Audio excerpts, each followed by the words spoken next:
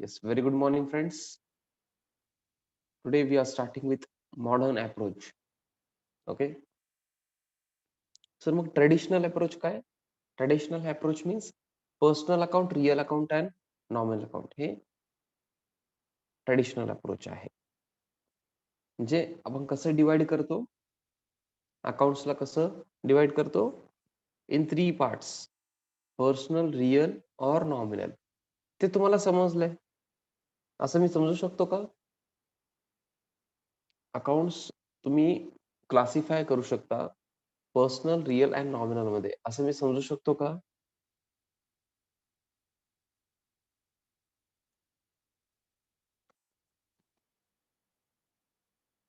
Yes please.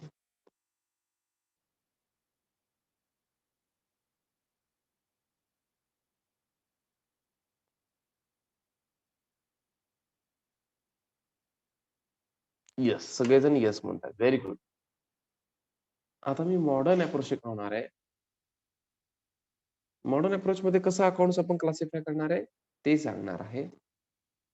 ते use करून entries कसं करायचं हे पण आपण बघणार आहे आणि अकाउंटिंग इक्वेशन म्हणून आहे तेही बघणार आहे. ओके, स्टेप बाय स्टेप आपण पुढे जाऊ. बट मला मॉडर्न अप्रोच मध्ये हे सांगायचं आहे, ऐका ना, ट्रेडिशनल अप्रोच वरून बेस घेऊनच मॉडर्न अप्रोच आलेला आहे. म्हणजे सपोज तुम्हाला एखादा आयटम, एखादं एंट्री येत नसेल as per modern approach, you can use traditional approach. Traditional approach त्यासाठी तर शिकवलेलं ना हो, ट्रेडिशनल अप्रोच. आपण ऑलमोस्ट कंप्लीट सिलेबस ट्रेडिशनल अप्रोचने केलो. बट आपल्याला मॉडर्न अप्रोच पण शिकायचं आहे. मॉडर्न अप्रोच कुठून आलेलं आहे? ट्रेडिशनल अप्रोच वरूनच आलेलं आहे. Without traditional approach modern approach काय नाहीये. सर मग आलंच कशाला सर मॉडर्न अप्रोच? काही स्पेसिफिक पॉइंट्स आहेत जिथं ट्रेडिशनल अप्रोचला थोडंसं टफ वाटतंय. जिथं ट्रेडिशनल अप्रोच 100% करेक्ट वाटत नाही. त्यामुळे मॉडर्न अप्रोच आले. ओके. बट ह्याच्यामध्ये कसं आहे, थोडंसं तुम्हाला कॉमन सेन्स यूज करावं लागतंय. कळालं का? सपोज मॉडर्न अप्रोच तुम्हाला आन्सर देत नाहीये. मी हे 11thचं बोलत नाहीये. तुम्हाला पुढे 12th सीए फाउंडेशनचं सांगतोय मी. If you are not able to answer by modern approach, you can use traditional approach. Answer शेवटी सेमच येतंय. एंट्री शेवटी at the end entry will be same. Okay. But असं ट्राय करायचंय आपल्याला इथून की मॉडर्न अप्रोच आपण फॉलो करायचं. ओके.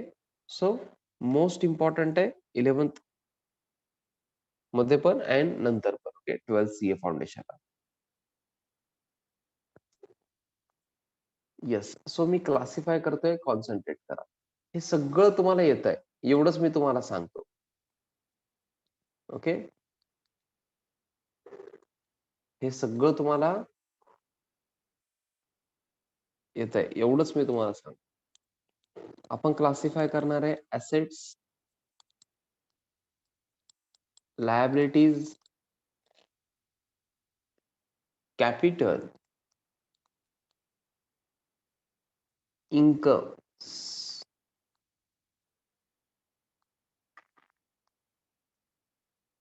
अँड एक्सपेन्सेस मध्ये. हे वर्ड तुमच्यासाठी न्यू आहेत का? Please answer.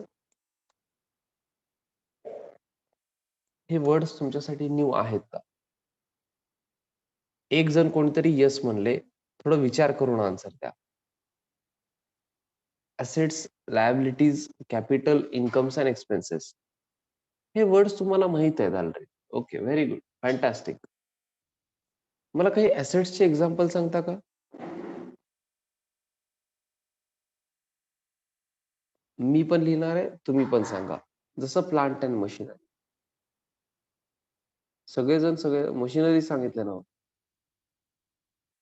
Plant and machinery.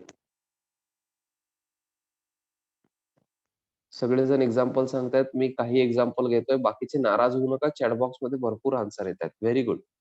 Furniture, building,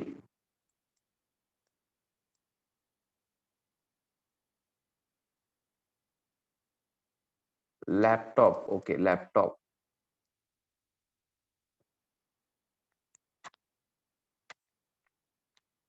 हा, लॅपटॉप कॉम्प्युटर एकच, मी सगळे लिहित नाही आता तिथं. लॅपटॉप ऑब्लिक कॉम्प्युटर कर. ओके, नाराज होऊ नका फक्त.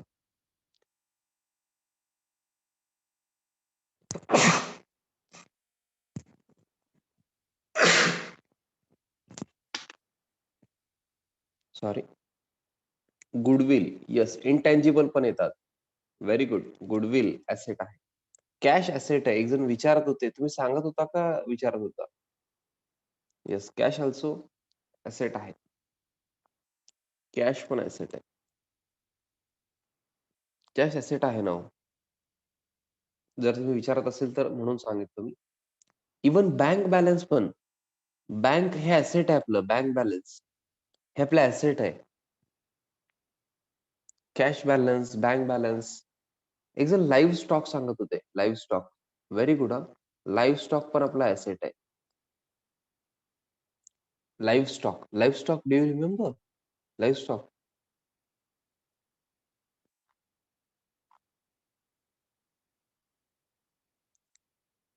आठवण करून देईल का मला कोणी?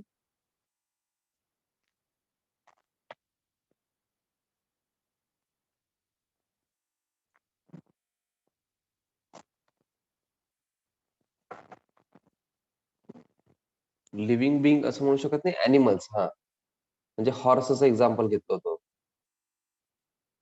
हो, एक जण काहीतरी वेगळंच सांगतायत. दिगंबर, तुम्ही फार काहीतरी वेगळं सांगता. लाईव्ह स्टॉक म्हणजे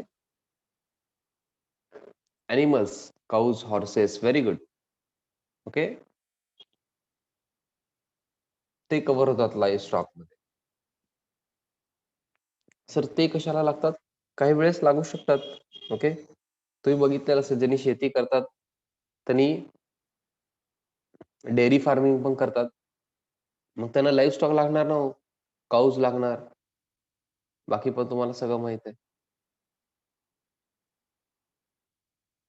ओके, येत नाही बरं का दिगंबर, तुम्ही जे बोलत होता ना ते अजिबात येत नाही आणि मी ते बोलणार पण नाही येतं. ओके, ऍसेट मध्ये येतंय, लाईव्ह स्टॉक मध्ये येत नाही ते. ओके, ऍसेट मध्ये येतंय, बट मी ते सगळं लिहित नाहीये.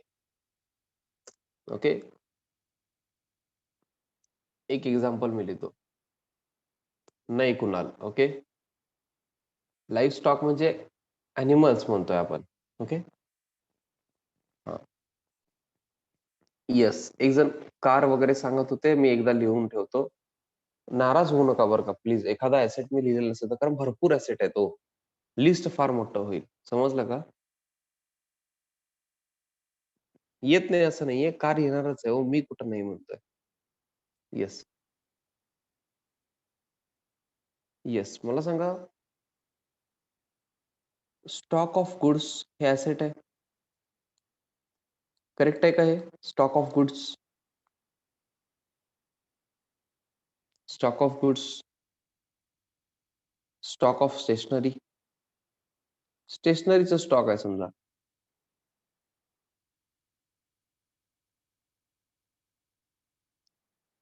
स्टॉक ऑफ स्टेशनरी ऍसेट आहे.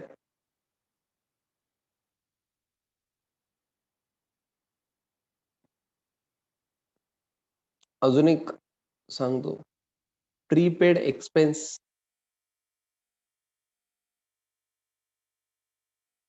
आठवतंय का प्रीपेड एक्सपेन्स?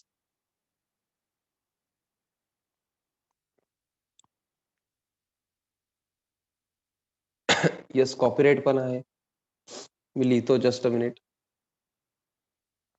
प्रीपेड एक्सपेन्स असं आठवतंय का? प्रीपेड रेंट, प्रीपेड सॅलरी वगैरे ऍसेट आहे आपलं. Prepaid wedges. येस.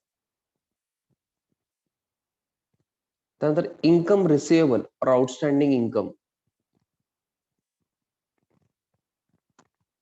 तुम्ही लिहिताय ना हो माझ्यासोबत? लिहित नसेल तर लिहायचं आहे. इन्कम रिसिवेबल हे पण ऍसेट आहेत. हे आपण काही एक्झाम्पल बघितलं ऍसेटचे. आता जास्त डिटेलमध्ये जायला नको. तुम्हाला आय होप कळालेलं आहे ऍसेट्स कुठले असतात. फार जास्त झाले एक्झाम्पल, ऍक्च्युली गरज नाहीये. डिव्हिडंड इन्कम आहे, इन्कम रिसिवेबल नाहीये. Okay, there is difference between income and income receivable. Income साठी आपण इन्कम मध्ये घेतो, एक्सपेन्स मध्ये घेतो, बट प्रीपेड एक्सपेन्स हे ऍसेट मध्ये घेतो. Are you getting me? Aniket, कळतंय का बघा? Yes, very good. Dividend income आहे. डिव्हिडंड रिसिवेबल जर असेल, म्हणजे मिळालेलं नाहीये, रिसिवेबल आहे, तर ऍसेट आहे.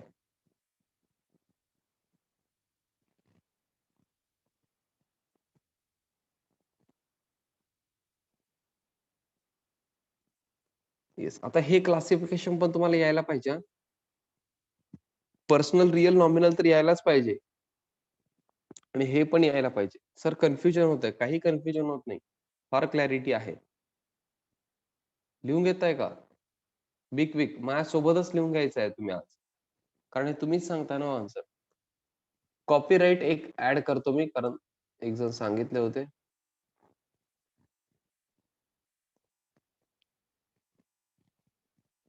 हा, कॅश बॅलन्स, बँक बॅलन्स वगैरे बघा व्यवस्थित. ऍसेट आहे का? कुठलं कळत नसेल तर मला विचारा, सर हे ऍसेट कसं आहे म्हणून. तसं वाटत असेल तर विचारायचं, काही प्रॉब्लेम नाही. आताच विचारा, नंतर मी हे असं अज्युम करणार आहे की तुम्हाला ऍसेट्स माहित आहेत.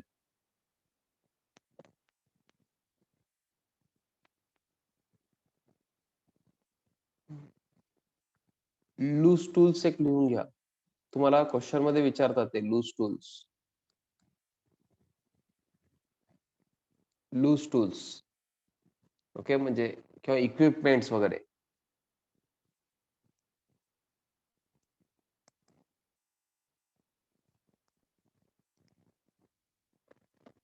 Office equipment, yes. Loose tools म्हणजे मशिनरीचे जे छोटे छोटे पार्ट असतात ना, त्या टाइप मध्ये. समजतंय का? म्हणजे त्याचे स्क्रू असतील, त्याचे अजून काय काय असतात हो, ते स्क्रूला आपण लावतो ना, हा, ते म्हणा. किंवा एक बॅग असते, तुम्ही हे बघितलेलं असेल बघा, ज्यांनी पण ह्याचं काम करतात हे सगळं. अहो, सन्ड्री एक्सपेन्सेस नाही हो, सन्ड्री एक्सपेन्सेस एक्सपेन्सेस मध्ये जात आहे. ऐका, लूज टूल्स मध्ये भरपूर काही येत आहे, ते येत नाही. ते ज्यांनी पण काम करतात बघा, तुम्ही बघितलं असेल, तरी एक बॅग घेऊन फिरतात. त्याच्याकडे एक मशीन असतंय, वेगवेगळ्या प्रकारचे स्क्रू असतात, वेगवेगळ्या प्रकारचे सगळंच भरपूर काय काय असतं त्याच्यामध्ये. ते टूल्स यूज करतात ते, आणि तुमचं काम करून देतात. घरचं पण कुठलं काम असेल तर ते एक बॅग घेऊन फिरत असतात. त्याच्यामध्ये भरपूर इक्विपमेंट्स असतात, बघितलात का तुम्ही? छोटे छोटे असतात ते, असं मोठं काय नसतंय.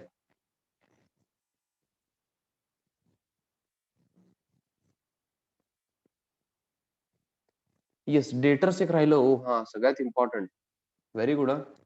डेटर्स लिहिलो नाही ना हो, डेटर्स ऍसेट मध्ये यायलाच पाहिजे.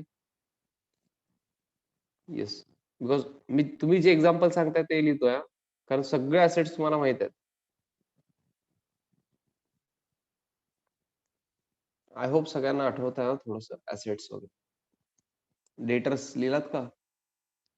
Have you completed it clear? Please tell me yes, no. सगळेजण आहेत क्लासमध्ये, लिहिताय तुम्ही? कुणाल फास्ट लिहायचंय? ओके, हा. मी आता लायबिलिटीचे एक्झाम्पल घेतोय, बाकीचे सगळे लायबिलिटीचे एक्झाम्पल द्यायचे. Liabilities please. Liabilities, assets means काय असतं? प्रॉपर्टीज अँड रिसिवेबल्स ऍसेट असतात. प्रॉपर्टीज अँड रिसिवेबल्स तुम्ही सगळ्या एक्झाम्पल चेक केला तर त्याच्यातून कळून जाईल. और इनटँजिबल ऍसेट्स पण काही बघितलं, जसं गुडविल अँड कॉपीराइट. लायबिलिटीज सगळ्यात आधी क्रेडिटर्स लिहा असतात. Yes,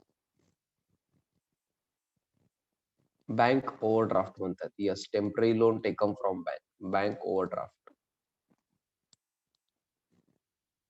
okay, bank loan. Okay, bank loan. Capital म्हणतात, हे बघा, मॉडर्न अप्रोच मध्ये कॅपिटल हे वेगळं आहे आणि अदर लायबिलिटीज वेगळं लायबिलिटीज मध्ये येतात. कॅपिटल लायबिलिटीज मध्ये घेत नाही आपण. हे बघा, तुम्हाला दिसत असेल तर कॅपिटल वेगळं हेड आहे. ओके, तुम्ही म्हणणार सर आपण तर लायबिलिटीजलाच घेतो ना सर कॅपिटल फायनल अकाउंट मध्ये. करेक्ट आहे, बट इथं आपण मॉडर्न अप्रोच मध्ये कॅपिटल वेगळं ठेवतो. Yes, outstanding expense. Very good, outstanding expense.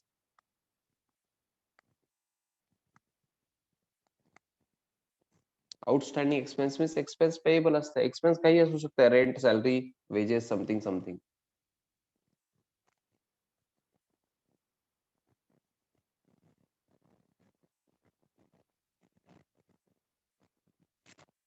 कळालं का हो इथपर्यंत? लायबिलिटीचे एक्झाम्पल कमी दिसत असतील तुम्हाला, पण आउटस्टँडिंग एक्सपेन्स मध्ये सगळं कव्हर होत आहे. अजून एक असतंय इन्कम रिसिव्ड इन ऍडव्हान्स. आठवतंय का हो? Income received in advance.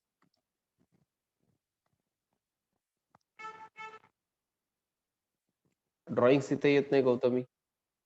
Liability साइडला आपण कॅपिटल मधून लेस करत असतो, ते लायबिलिटी नाहीये. थोडं विचार करा, ऐका ना. लायबिलिटीज म्हणजे पेएबल असते. ड्रॉइंग पेएबल आहे का हो? ड्रॉइंग पेएबल आहे का आपलं? कॅपिटल मी समजू शकतो, पेएबल टू प्रोप्रायटर आहे. हा, बट त्याचं मॉडर्न अप्रोच मध्ये आपण क्लासिफिकेशन वेगळं करतो. बट ड्रॉइंगचं तुमचं लायबिलिटी आहे का? No, that is not payable. Okay, हा. मी ऍसेट अँड लायबिलिटी मध्ये अजून एक एक्झाम्पल ऍड करतोय. Bills receivable and bills payable. Creditors घेतलेले आहे कुलकर्णीने. ऍसेट मध्ये बिल्स रिसिवेबल एक ऍड करावं, अजून एक बिल्स रिसिवेबल. 12th ला हे टॉपिकच आहे, bills receivable. Bills receivable.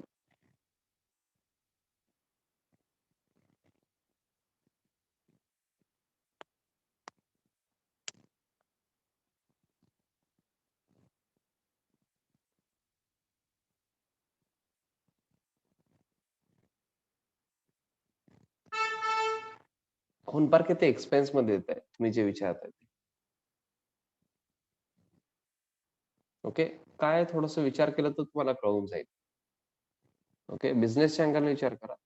Bills receivable add केलात ऍसेट मध्ये, बिल्स पेएबल लायबिलिटीज मध्ये ऍड करा. Bills payable, bills payable liabilities.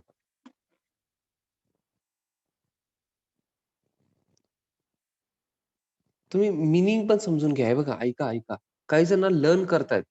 Sir machinery asset आहे, फर्निचर. लर्न कशाला करताय तुम्ही? प्रॉपर्टीज असतील और रिसिवेबल्स असतील तर ऍसेट आहे, असं पण लक्षात ठेवा तुम्ही. थोडंसं बेसिक तुम्हाला माहित पाहिजे ऍसेट म्हणजे काय असतं. लर्न करायला जाऊ नका सगळं. सगळं लर्न करायला जाऊ नका. कॉमन सेन्स पण इम्पॉर्टंट आहे इथं मॉडर्न अप्रोच मध्ये. मी आधीपासून सांगतोय तुम्हाला. लायबिलिटीज म्हणजे काय? पेएबल्स. म्हणजे बिझनेसचे जे पण पेएबल्स आहेत, ते लायबिलिटीज मध्ये येतात. जसं क्रेडिटर्सना पेएबल आहे, bank code of temporary loan आहे, bank loan. Outstanding expense means expense payable आहे. इन्कम रिसिव्ड इन ऍडव्हान्स हे लायबिलिटी आहे. नेक्स्ट इयरचं इन्कम आता मिळालं, हे आठवतंय का तुम्हाला? इन्कम रिसिव्ड इन ऍडव्हान्स और प्री रिसिव्ड इन्कम. आठवत नसेल तर अवघड आहे थोडंसं.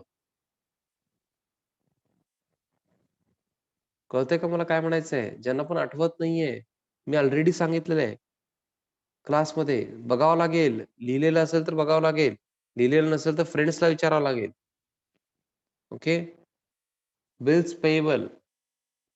बिल्स पेएबल हे पेएबल आहे, कळतंय वर्ड वरून तुम्हाला. सर नक्की काय असतं ते 12th ला कळतंय. बिल्स रिसिवेबल सर तुम्ही ऍसेट मध्ये लिहिलात. रिसिवेबल आहे म्हणून ऍसेट आहे.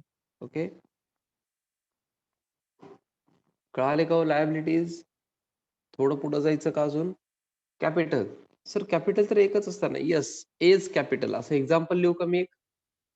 ए प्रोप्रायटर आहे समजा, आपण काय लिहितो? As capital. तुम्हाला दुसरं नाव लिहायचं असेल तर दुसरं लिहा.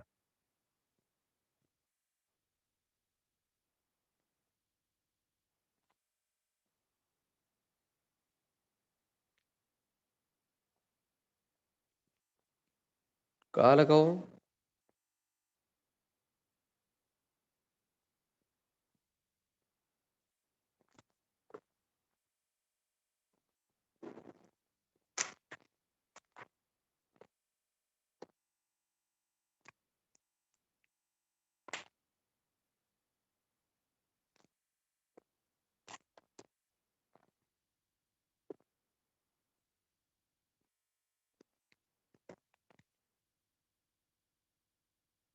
तर आपण काय करतोय तुम्हाला जर कळालं ना, जसं तुम्ही पर्सनल रिअल नॉमिनल मध्ये डिवाइड केलात ना, आता आपण डिवाइड करतोय assets, liabilities, capital, incomes and expenses मध्ये.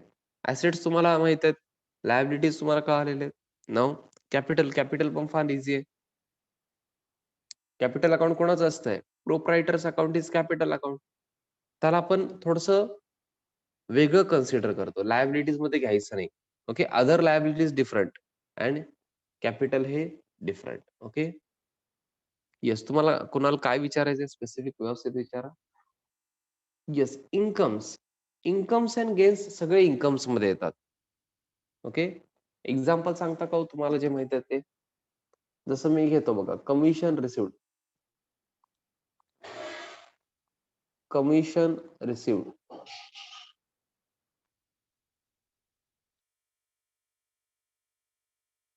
Interest received. Okay. Incomes and gains पण हा सगळे. Discount received, rent received. Okay. सगळंच रिसिव्ड.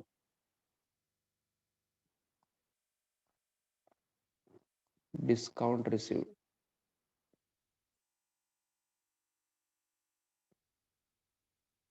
Dividend received. आपण नेट प्रॉफिट कॅल्क्युलेट करतो कुणाल, इथं कुठं तुम्हाला बायफर्केट करायचं नाही, कारण तुम्हाला नेट प्रॉफिट काय करायचंय शेवटी कॅपिटलला म्हणजे प्रोप्रायटर यांना द्यायचं असतंय. ओके. नेट प्रॉफिटला इथं क्लासिफाय करायचं नाहीये तुम्हाला, कुठंच क्लासिफाय करायचं नाहीये. नेट प्रॉफिट तुम्ही कॅपिटलला म्हणजे प्रोप्रायटरला देता. डिव्हिडंड रिसिव्ड असं तुम्हाला कोण विचारलेत का हो? नेट प्रॉफिट कुठं? जर विचारलेलं असेल तर ऍक्च्युली क्वेश्चनच रॉंग आहे ते. हा, नेट प्रॉफिट कुठं क्लासिफाय करायचं? जर तुमचं क्वेरी असेल तर आय होप क्लिअर झालेलं आहे. असं क्लासिफाय करायचं नाहीये.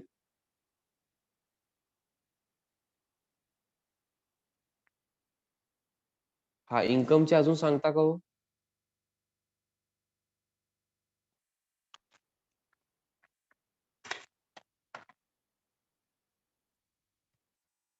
सन्ड्री इन्कम, जसं सन्ड्री एक्सपेन्सेस असतात, सन्ड्री इन्कम पण असू शकते किरकोळ. अजून एक सांगू का तुम्हाला?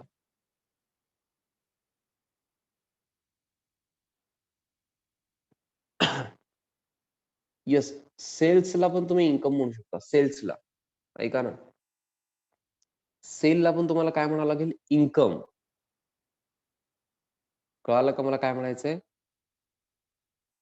सेल केला तुम्ही, हे पण इन्कम आहे. हे इम्पॉर्टंट आयटम आहे. कॉन्सन्ट्रेट करा प्लीज. सेल हे इन्कम आहे. तर तुम्ही गुड्स सेल केलात, अमाउंट मिळतंय, हे तुमचं इन्कम आहे. इन्कम मध्ये क्लासिफाय होतंय. ओके. कुणाला तुमचं क्वेश्चन कळालं नाही मला? ऍज प्रॉफिट मीन्स एवढंच मला ऍज प्रॉफिट क्वेश्चन मार्क दिसतंय. त्याचं मिनिंग मला कळालेलं नाहीये. Yes. Others please tell me. Have you understood? Sales हे इन्कम आहे. आता आपण इथं काय करणार आहे? पर्चेसेसला एक्सपेन्स म्हणतो आपण. In modern approach, sales will be covered in income and purchases will be covered in expenses. Okay.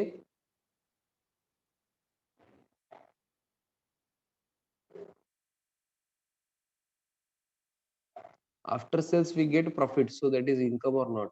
Sales इन्कमच आहे ना हो. हा, प्रॉफिट होईल का लॉस हे नंतर ठरणार आहे. असं कंपल्सरी नाहीये सेल केलात म्हणजे प्रॉफिटच होईल पुन्हा. Okay. There can be loss also. But sale हे इन्कम आहे. हा, इन्कम कमी झालं तर लॉस होईल ते नंतरचं. प्रॉफिट होईल का इन्कम लॉस होईल हे आपलं क्वेश्चन नाहीये सध्या. क्लासिफिकेशन चालू आहे. Yes. Okay. We have to classify between asset, liabilities, capital, incomes and expenses. Okay. Incomes मध्ये इन्कम्स अँड एक्सपेन्स गेन्स येतात, एक्सपेन्स मध्ये एक्सपेन्सेस अँड लॉसेस पण येणार. ओके. आता इथं बघा, अजून एक मी ऍड करतो. Profit on sale of asset. Profit on sale of asset. Suppose you sold an asset and you have earned profit on that. Suppose 1 लाखचं असेट होतं, you sold it for 1,20,000. 1 lakh का असेट अगर आपने 1,20,000 को सेल किया है, तो 20,000 का आपको प्रॉफिट हुआ है. That profit on sale of asset is also income. Are you getting me?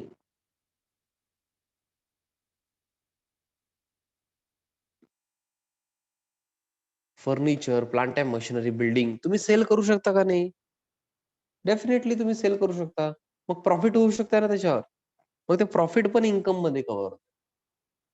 Profit on sale of asset.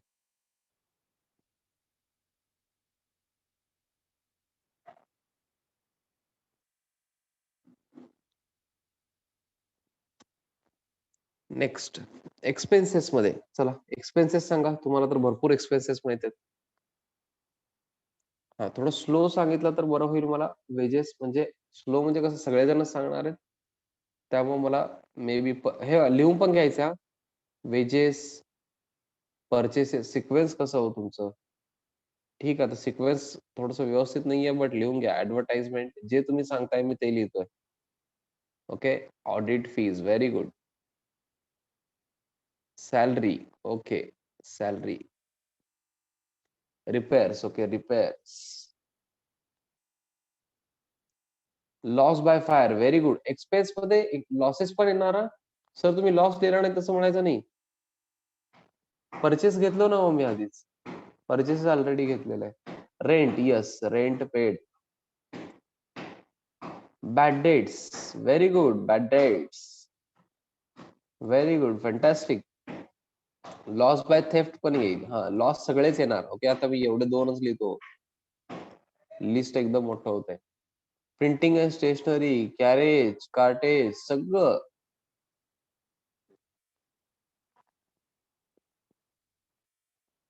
Printing and stationery.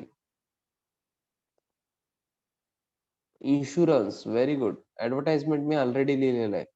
ऐका ना हो, ऐका ना. ऐका ना, एक 2 मिनिट थांबा थांबा थांबा.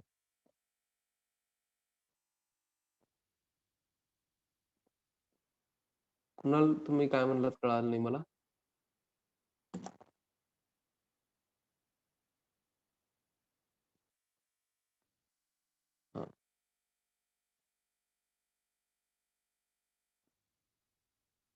प्रिंटिंग अँड स्टेशनरी एक्सपेन्स मध्ये लिहिलो आपण.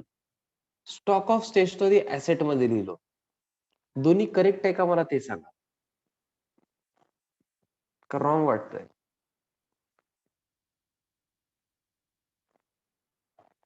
Correct or wrong? Printing and stationery, we included that item in expenses, and stock of stationery, we included that item in assets.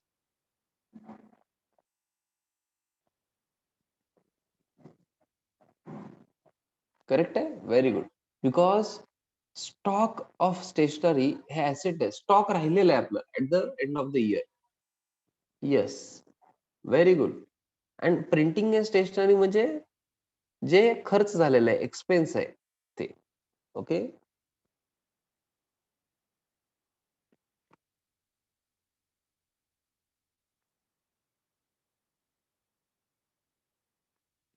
Yes. अजून एक जण विचारत होते सर रॉयल्टी कुठे येत आहे? रॉयल्टी एक्सपेन्सेस मध्ये येते.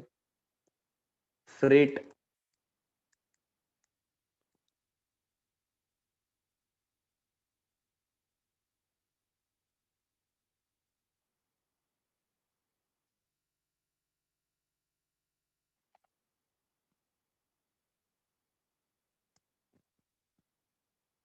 ट्रेडमार्क हे ऍसेट आहे. Parkhe, trademark is asset. तुमचं ट्रेडमार्कचं रजिस्ट्रेशन वगैरे झालेलं आहे, तर ते ऍसेट आहे तुमचं. Okay. You can add that also in asset. Okay, assets मध्ये ऍड करा, दुसरीकडे करू नका प्लीज. हे एक्झाम्पल तुम्ही लिहिलात का निवांत बसलात? जर हे नोटबुक मध्ये नसेल तर पुढे प्रॉब्लेम येणार आहे. ओके. ह्याच्यामध्ये पण तुम्हाला आयटम्स ऍड करत जायचे, 1 पेज तसं सोडा. Okay. Have you completed this?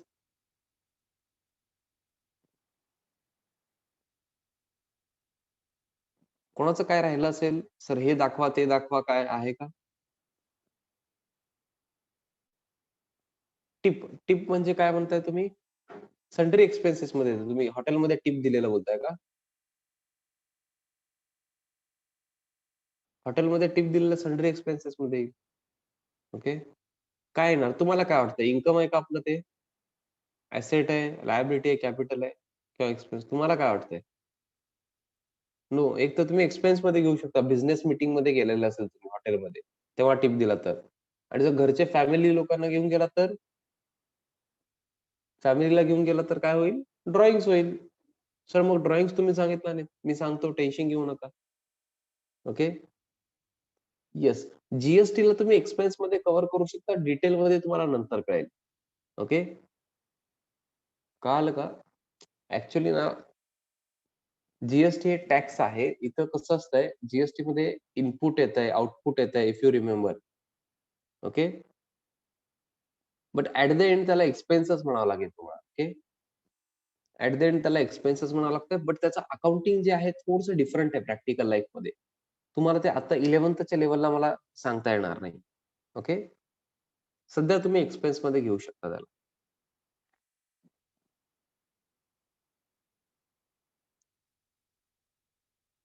Yes.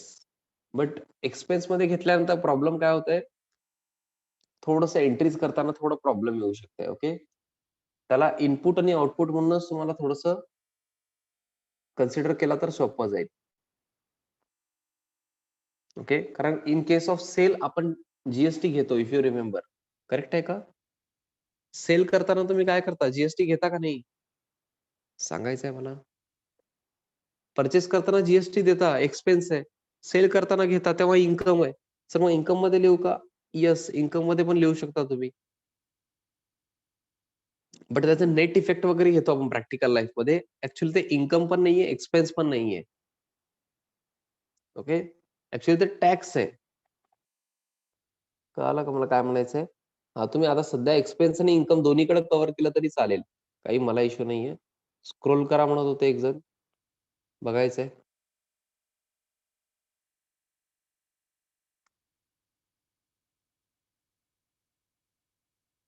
Aishwarya Kulkarni video off करा.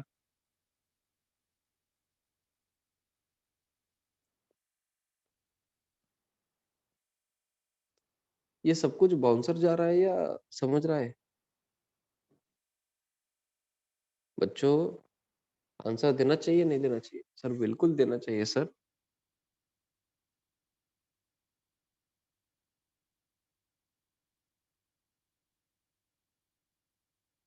Do you have any queries?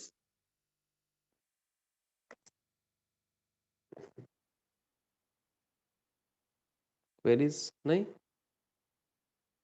Discount allowed. तुम्ही सांगा ना काय करायचं? कुठं घ्यायचं सांगा. मला येत नाही. तुम्हाला काय वाटतंय ते सांगा. Discount allowed. तुम्ही विचारलात. तुम्हाला येतंय खरं मला माहीत आहे. एक्सपेन्समध्ये येणार आहे. ओके. डिस्काउंट अलाउड ॲसेट आहे का? नो. लायबिलिटीज आहे का? नो. कॅपिटल आहे का? नो. इन्कम आहे का? नाही. डिस्काउंट अलाउ केलं.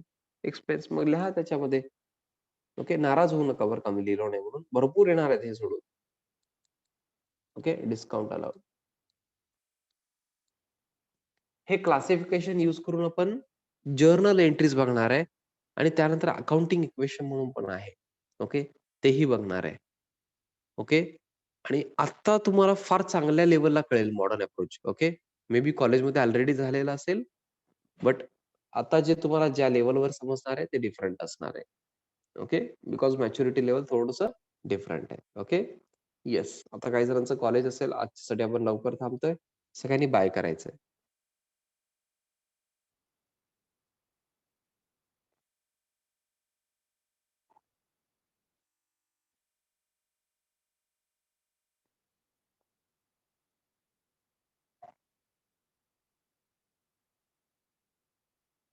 येस. Bye bye.